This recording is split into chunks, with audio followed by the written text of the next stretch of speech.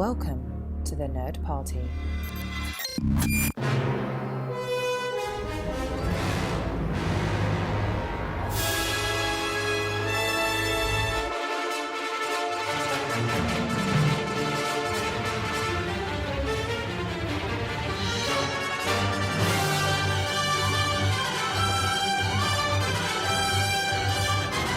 Greetings, fellow Force users, and welcome to Aggressive Negotiations, a Star Wars podcast on the Nerd Party Network that explores Star Wars from some different angles than you're expecting, different points of view, if you will. Whoa, wait. Yeah? Do you have to be a Force user to listen? What if you're just like a bounty hunter or, a scoundrel? Well, you know what? Scoundrels... Politician. No politicians. A Gungan. Gungans are always welcome at this table, my friend.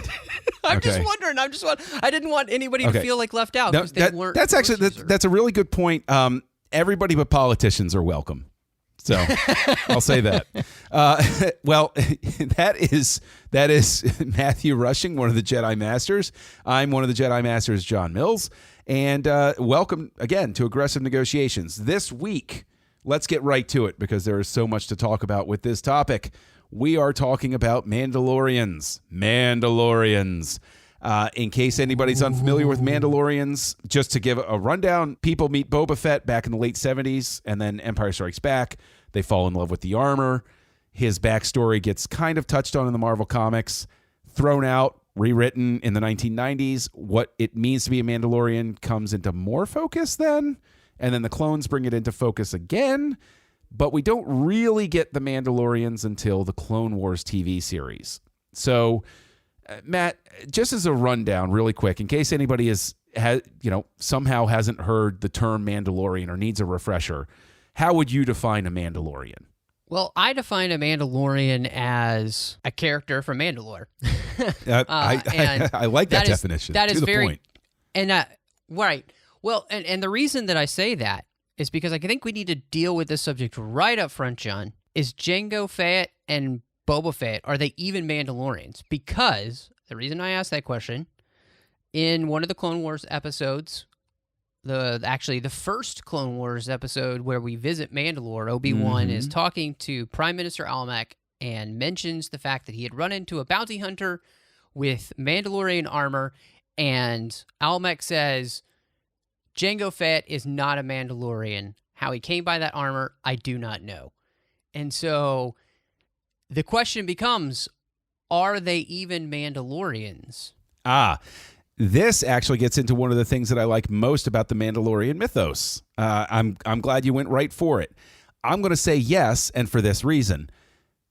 The Mandalorians are one of the few cultures in Star Wars, or Star Trek, or pretty much all of sci-fi, where there isn't one single planetary culture. We encountered it with Naboo, with the Naboo and the Gungans.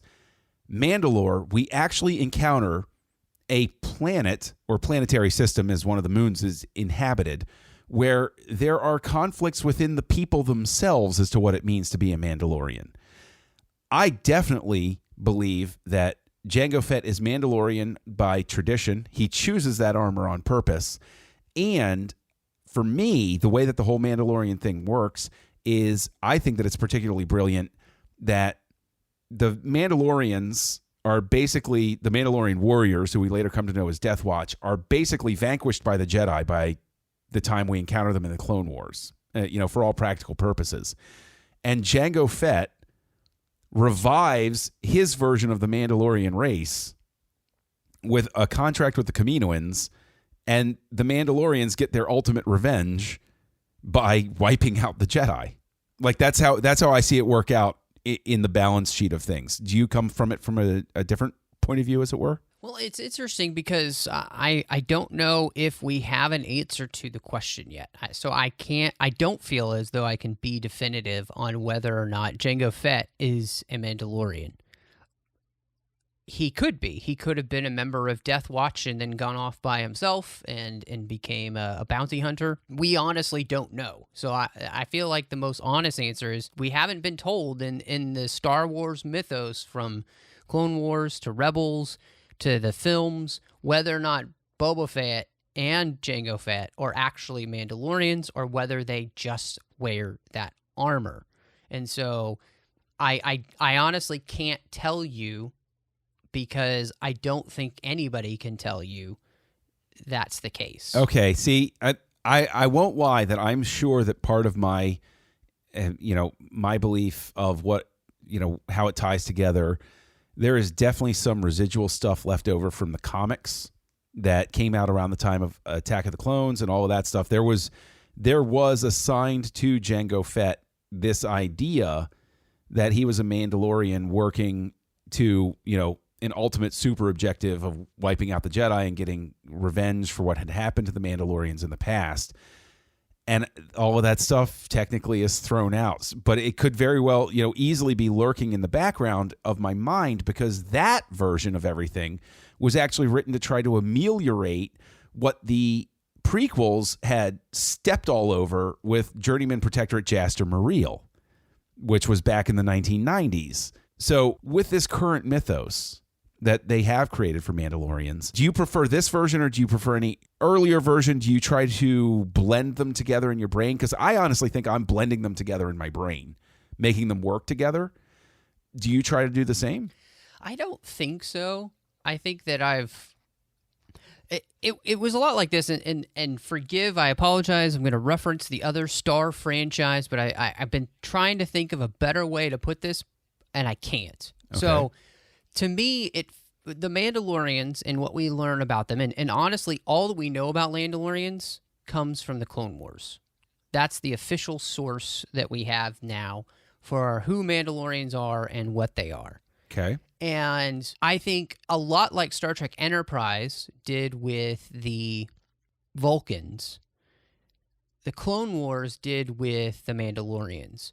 And that was to show them in a light to which nobody thought that they would see, because everybody's just expected that they're just this warrior race. Basically, they're like Star Wars Klingons, basically. And they have these clans and we all this stuff. But what we got in the Clone Wars, I think, was just like what I liked about Enterprise, what we got with the Vulcans, because it gave us somewhere to go. It gave us the story of, and a much more rich story, I believe, as to why they are the way they are. So that by the time you do get to the original trilogy, Mandalorians are back to being what we all kind of thought in our head from EU sources, from legend sources, all that. But we got an interesting story about how we got back there. Yeah. And so to me, it added a layered and textured look at those characters instead of just, because to me, having that storyline is so much more interesting than just, Mandalorians were always what you thought they were, because that's kind of boring. Yeah, no, I think that sort of dovetails into, the whole idea that, you have Concordia / Concord Dawn, at odds with the Mandalorian homeworld, and there's all of this intrigue that the Separatists and the Republic can use as leverage against each other, throughout the galactic history and everything. The thing that's amazing to me, though, is the fact that this essentially all starts simply because a throwaway character, if you will. I know people hate to hear it that way, but Boba Fett's basically a throwaway character. He serves a purpose as catching Han Solo. It could have been Dengar. It could have been IG-88. It could have been anything like that. But instead, they chose the guy with cool armor. This all starts from somebody just with a cool set of armor that fans love. The old gunslinger walking around. Do you envision a Star Wars as rich or as interesting, especially in the current connected universe era, without this whole Mandalorian thing? Like, what if Boba Fett was just a dude with cool armor? Like, what sprang from... Basically, this is all history of the armor. So, like, what is it? Why did that armor captivate us so much? Is it just because he caught Han Solo? Or do you think that armor would have captivated us regardless? I think that you're right in the sense that he was the man with no face and the gunslinger, like you said. Star Wars has that kind of Western feel to it, and he was that kind of lone wolf guy that was almost somebody that was very popular anyway in the 70s, that type of anti-hero. Yeah. And so I think people latched on to that. They kind of felt that from Empire, and what we get with the character, it's very little. But I think, the character was pretty cool. He talks back to Darth Vader. Yeah, which is not many people do that successfully. No, they don't. And Vader has respect for him too, because he says, if he dies, you'll be compensated. So it's very interesting to watch that scene, and especially I think in light of the Clone Wars and everything we know, who this character was and where he came from and all that. I feel like that adds a lot of layers because Vader knows who this person is. Here's a question for you though. When episode 1 came out, for the longest time, and there were hints dropped to this effect in the comics, all of those sorts of things, I was firmly of the belief coming out of seeing episode 1 that Kitster was going to wind up being Boba Fett. I'm dead serious that Kitster was going to wind up being the one in the armor because Vader creates 3PO. 3PO later crosses his path. R2 is Padme's. And I mean, I would say that based on the structure of every other relationship that we see through the first 6 films, was Lucas was going to use Kitster as Boba Fett. I have nothing to confirm this, but I think he pulled back from that. And I think that as a result, we get a better thing because Boba Fett, Jango Fett / Boba Fett winds up being a wedge that opens that galaxy back up again. Because if Kitster had been Boba Fett, then everything is way too tied together, way too close. Does that make sense? No, I think you're exactly right. And I that was one of the things that kind of makes it interesting that when you think about how close Anakin was to all the clones, and then he's dealing with a clone of the original Jango Fett, but who has had no modifications. He hasn't had growth hormones or anything else that they gave the clones. He really is just a clone of his father, but of course, because of his upbringing, he will be his own person. So I think that's something that actually makes it much more fascinating than just having him be, one, a random bounty hunter, but two, like you said, having him have some connection with Anakin like Kitster or, something like that. Well, and here's another thing, right? Because you're talking about clone of the father and the clones came from. There's almost a sense, and I while you were talking is the first time this really sort of flashed back in my brain, is Boba Fett becomes this really interesting echo. Like you could almost read into the text now that Vader turns to him. Vader likes using Boba Fett because he reminds him of his glory days, in a sense. Ooh, that's a good thought. I like that a lot. I actually had never thought about that, but you're right. He probably has more respect for Boba Fett as a person and a bounty hunter because of where he comes from. Right. I like that a lot.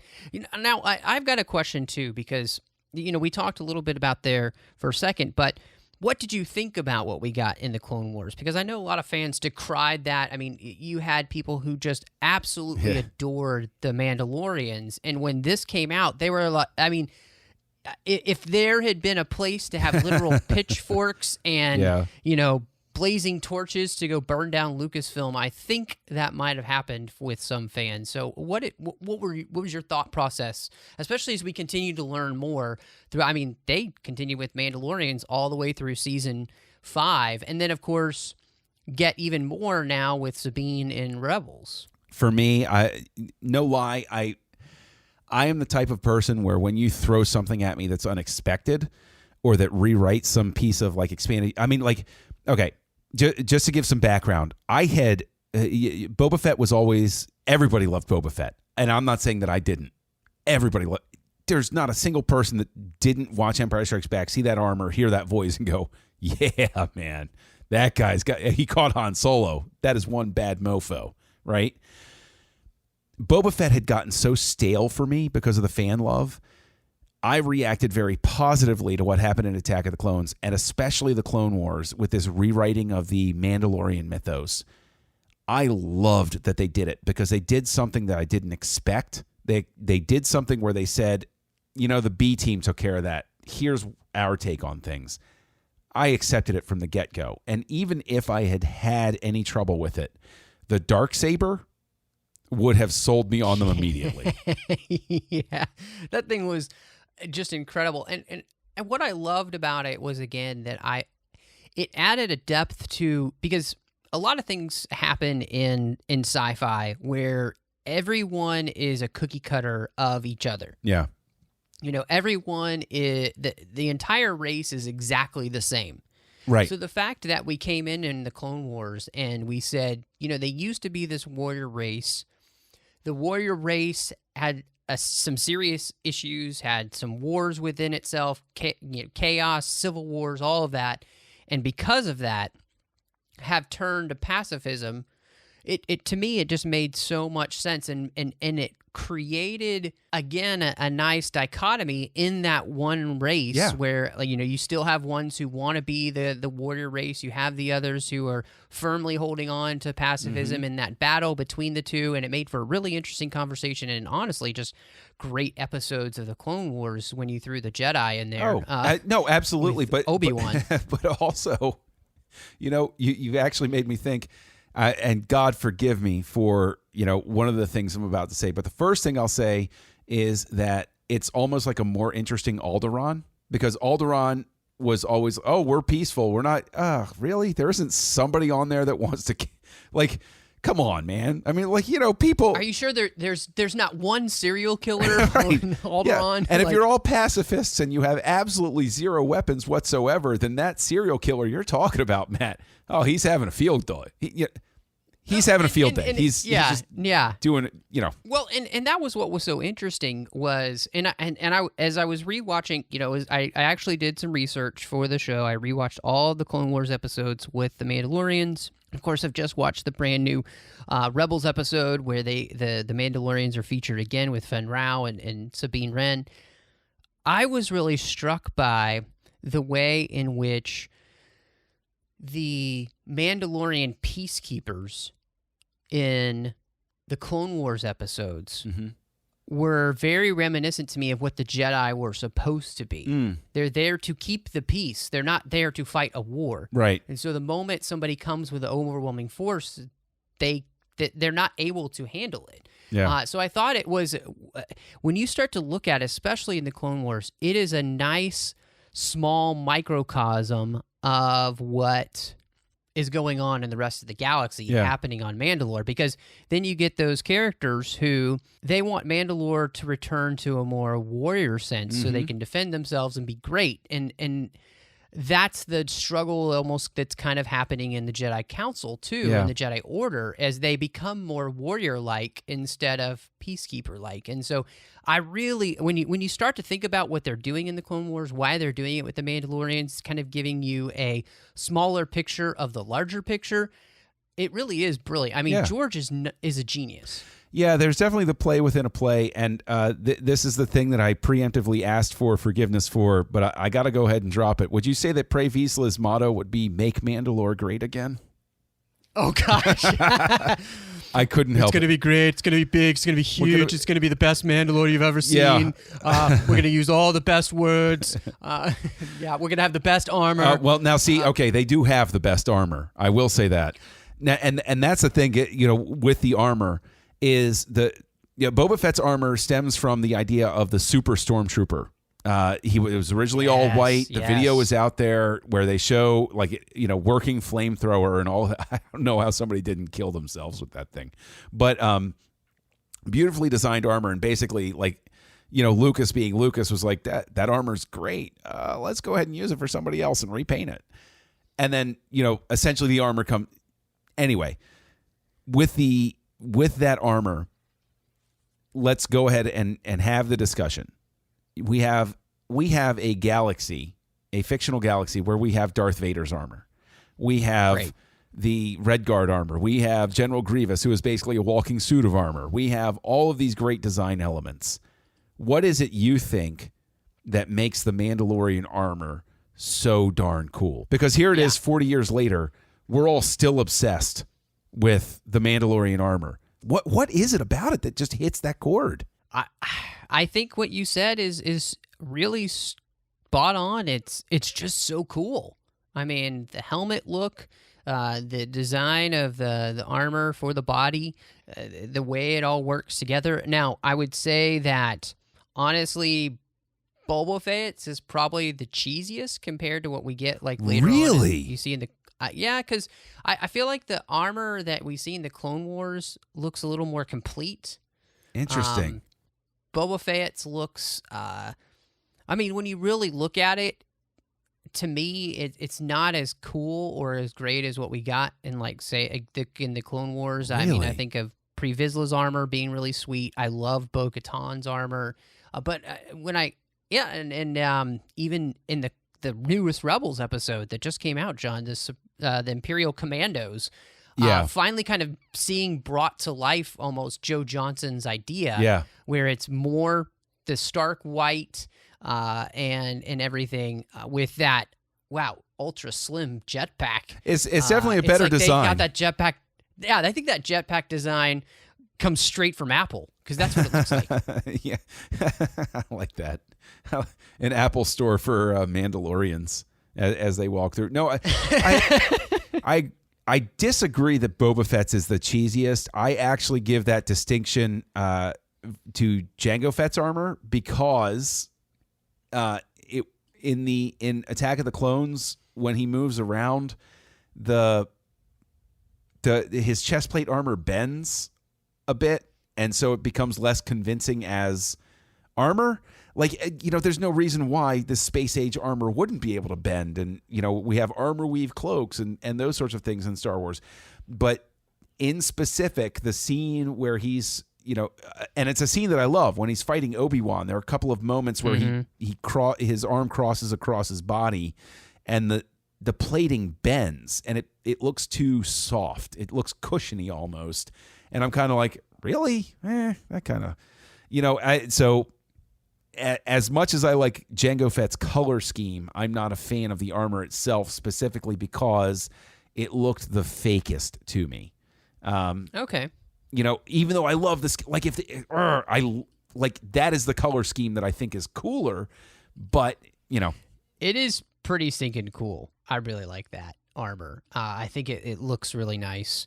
Well, and I'll put it this way, too. Boba Fett has the distinction of also being the very first one created, in the 80s and he's meant to be as a side background character, so I don't think they spent as much time on the suit and the armor, and his shoes just look like high tops that have been, upgraded instead of like cool boots or something. He's got knives down there by his ankles. That's pretty true, cool. He does, but so in the end, the thing that I love about the Mandalorians, to me, from Clone Wars all the way up to when we see Boba Fett and if he's a Mandalorian or not, but just the progression and just the storyline that got created to make them, I think, a much more rounded race and much more interesting group of characters. And I honestly really also loved the character of Satine. Oh yeah, Satine was wonderful. Yeah, which can we please Marvel and Disney, or Disney and Del Rey Books, please give us like a comic or a book about that time period where Obi-Wan and Qui-Gon are on the run with Satine. Oh yeah. Back when Obi-Wan is, a young Padawan, and him and her are kind of falling in love. Like, wouldn't that be just a fantastic comic or story? I think it would be a fantastic comic or story. I think it can't possibly live up to what I have in my head, though. Like that, some of those stories, I like the fact that they're left nebulous. That's just how I'm wired. Like, I like, and I've cited before, that the prequels, I like the fact that they don't necessarily just follow that, what fans had in their mind sort of thing. I would I'm torn. I'd love to read that story, but at the same time, I don't want to read that story, because the whole time I'm going to be sitting there saying, that's not what I would have done. That's not what I would have done, which wouldn't be fair to it. All that said, right, I'd still buy it and read it. So yeah, there you go. Now, I do want to say, in case anybody has not watched the Mandalorian episodes, they are very much worth watching. They are some of the finest half hours / story arcs that the Clone Wars ever had. They're highlights to the Rebels seasons as well. Satine, who Matt just mentioned, is the Duchess of Mandalore, who Obi-Wan had a past with. And I will, obviously Satine sounds like Satin. One of the things that I've always loved about Death Watch, they're the people that wear the cool armor, is that Pre Vizsla is a type of dog, a very can be aggressive dog. And I've always, one of the things that I've liked about the whole Mandalorian thing is they've paid attention to the names. Sabine Wren is a type of bird, takes flight, that sort of thing. Vizsla is an attack dog, and he's the leader of the separatist faction. Satine is a very soft character, for Obi-Wan, like a warm embrace sort of thing. I think that the Mandalorians, that one of the reasons the arcs that have really struck with me, in short, is that I think that they have paid more attention to the naming conventions with those characters that make them resonate, where their names mean something. No, I completely agree with you. I think that's one of the things about Star Wars that, sometimes it was George just having a goofy idea. Yeah. Like corn Fritos. Corn frita. Yeah. Yeah. But at the same time, there were other characters, like you said, where they really are paying attention to what this name is going to mean if you start to think about it. And they know fans like to think about things. And I think that that's really fantastic because it means they care, Yeah. I think that's the cool thing, is that they definitely care about these characters and the story, and it's what makes it so interesting. So I really love the way in which they, from the Clone Wars specifically, where we learn all of this about the Mandalorians, all the way into Rebels, where we're starting to get, Mandalorians back. I really like the way they're setting up and kind of in some ways continuing some of the storylines that we didn't get resolved, because, right. We know that Darth Maul ruled Mandalore. The last time we saw him on the show, Palpatine had put the smackdown on him. Yes. Then you have the Dark Horse comics where the Mandalorians were helping him again. And we know from the Ahsoka book that somehow Maul was still on Mandalore by Order 66. Right. And so there's so much interesting history and backstory there. And then it seems like that just completely and utterly left Mandalore decimated. Yeah. After all of those wars and civil wars, and now you've got it under Imperial rule, because this puppet character who was actually in the Dark Horse comics is back and being used by the Empire to rule. And to me, it's fascinating stuff. It really is. And in terms of them being decimated, I've always liked the way that, they threw in an environmental message with Concord, with Concordia / Concord Dawn, where mining had wiped out the planet and the forests were just growing back. And it's just a throwaway line, but it's very conscious of the fact that, there is a price to pay for over-industrialization, which seems to very much stay in tune with the Star Wars, mindset of things of, too much reliance on technology and losing touch with nature and those sorts of things. But do you know how they could have stayed better in touch with the galaxy and with nature, Matt? I don't know, John. How could they? With a subscription to Loot Crate, which would have helped. So true. It would have helped Mandalore, so and it would help Aggressive Negotiations and the Nerd Party Network. Go on over to lootcrate.com/nerdparty. Enter the code NERDPARTY. Get a discount on a new subscription, and you will be treated every single month to something shipped to wherever you live in the galaxy, full of fan goodies and special exclusives that you're not going to get anywhere else. So, again, go over to lootcrate.com/nerdparty. Enter the code NERDPARTY. And while you're there, go on over and interact with Matt on all of the different places where he can be found. Matt, why don't you let them know what coordinates you're at out there on the galaxy? Oh, gosh, John, you can find me all over the place. I'll be on Twitter at MattRushing02. You can also find me on the Trek FM network doing The Orb with Chris Jones, talking about Deep Space Nine. I'm on Literary Treks with Bruce and Dan, talking about the books and comics of Star Trek. We get a chance to interview the authors, which is a lot of fun. You can also find me there on the 602 Club, which is the general geek show. We have a blast talking about something new within geekdom each and every week, or something old, and you never know what you're going to get. And you can find myself and yourself, John, on Star Wars The 602 Club Collection, which is just all the Star Wars episodes we've done. And I gotta say, we've had a blast on that show, so check that out. Both of those feeds are on iTunes, 602 Club and Star Wars 602 Club Collection. Now, John, you're everywhere these days. Where can people find you? Well, when I am not hanging out trying to foment Discord on Mandalore, you can find me on the internet. Kessel Junkie is my name. You'll find me out there somewhere. You can also find me co-hosting Words with Nerds with my pal Craig. I co-host Stage 9 over on the Trek FM network with Mike Schindler. And I co-host a show called, that's a brand new show, called Great Shot Kid, which is exploring the works of Star Wars creators. And that is right here on the Nerd Party Network, also with Mike Schindler. So I think that it's very easy for you guys to find out where to come and interact with us. Matt, I think we have an email address as well. Yeah, you can head over to thenerdparty.com/contact. Just choose a show, choose Aggressive Negotiations, then that'll come to John and I, and that way we'll be able to interact with you about your question or your thoughts. And of course, you know, we're on iTunes, and iTunes is really the place where it's the easiest place for people to get and download podcasts. Honestly, it's the biggest place for people to do that. So while you're over there, hit us up with a star rating and review. That really does help us out. We really appreciate everybody who has gone over there and done that.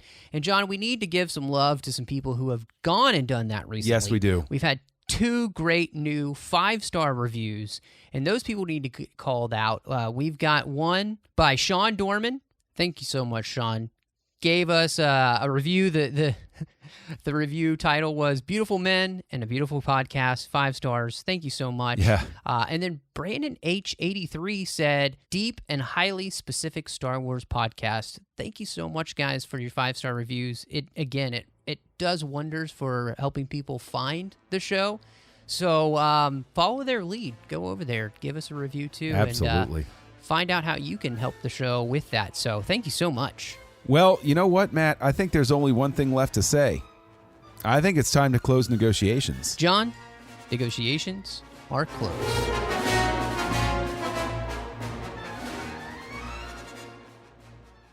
Join the revolution. Join the Nerd Party.